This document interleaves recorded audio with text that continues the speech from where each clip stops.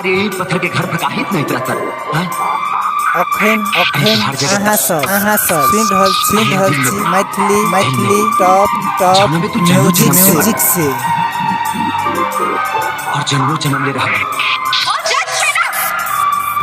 हम तुहार जाने में ना है, बता चुकल बानी। अब जाए यहाँ से और अपन दिमाग के इलाज कराओ। हमरा सब मर्ज के दवा तू और तुहार मोहब्बत चाहना कि हम हर घड़ी पूजा और आराधना करें। सुधा, इस प्रेम पुजारी के दिल मत तोड़। तू हमरा से रिश्ता मत जोड़ा। हम केहू और के हो चुकल बानी। तू सिर्फ हमार हो और हमरे रह। तू सिर्फ हमार हो और हमरे रह।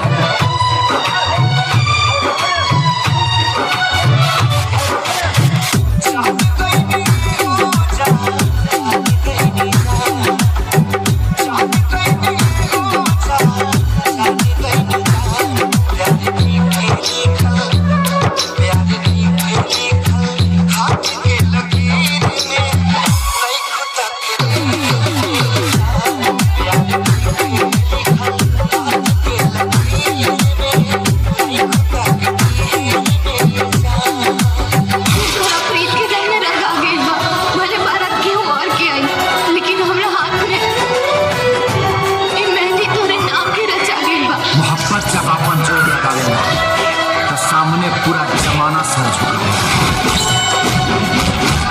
अब तक काजल को गोली उठ के ही बड़ी देर से दर पे आंखें लगी, बहुत देर कर दी हजूर आते आते।